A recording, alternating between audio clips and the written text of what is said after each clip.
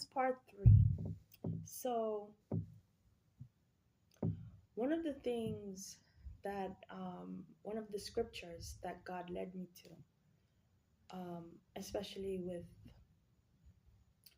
Mr. Netanyahu pursuing Hezbollah or Lebanon or parts of Lebanon at a sensitive time during a peace deal and whatever, I let him know, and that the Lord led me to this, and basically it's Revelation 6. I read verse 12 to 17, and if you notice verse 16 and 17, it mentions wrath.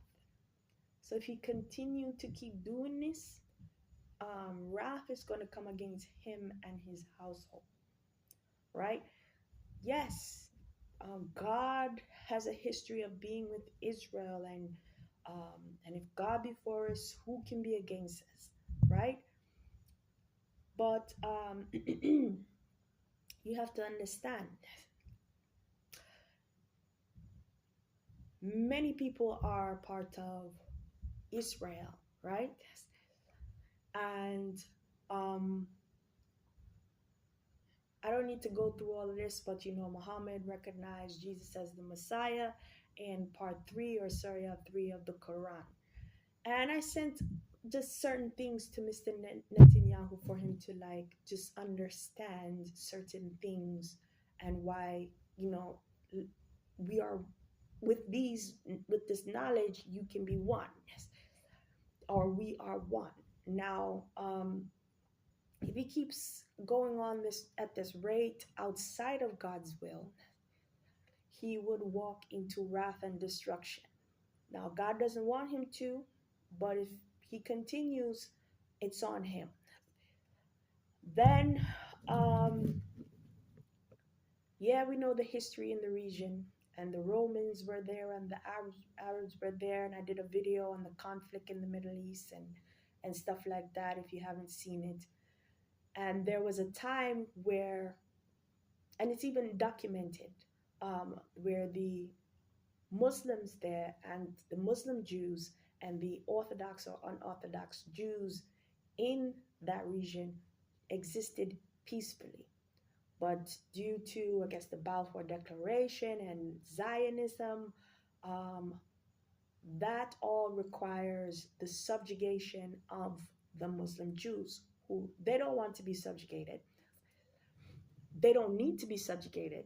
If they had the mindset, and I'm talking about these people who decided to come into the region, that they're all one, and there's so much land, because I've seen through the news with the Hamas attacks and whatever, you see land all over. So um, they can exist peacefully, Muslim Jews and Orthodox or unorthodox Jews can exist peacefully, but they just need to see and understand how they're brethren. If Mr. Netanyahu and the people of Israel get on board to understand how they are brethren, they would treat Muslim Jews with respect. But the issue is they're not doing that. And so Iran doesn't like it. The IRGC doesn't like it. Hezbollah, Hamas, and the Houthis don't like it. So that's why they attack. So another thing I was led to is Ezekiel 25, um, 12 to 14, and I sent this to Mr. Netanyahu. So no one can blame God if his blood is shed. God forbid, but it must be said. Um, and it basically talks about how Edom took vengeance against Judah, and they revenged themselves and greatly offended. Now, God wasn't pleased with that. And I let Mr. Netanyahu know, or help him to understand, if either one of you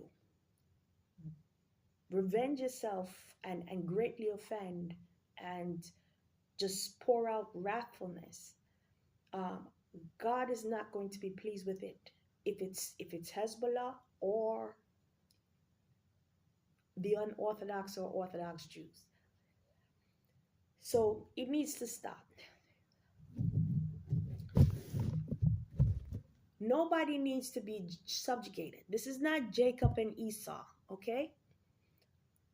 We are all one. They are all one. You guys are all one. Some need to grow into some knowledge. Some do not have the knowledge. But either way, walking in love and peace and respect one towards another should be the base. Um, should be basically the baseline. So, Mr. Netanyahu, if anything happens to you, your blood is not on me, nor it's not God's fault. It's on you.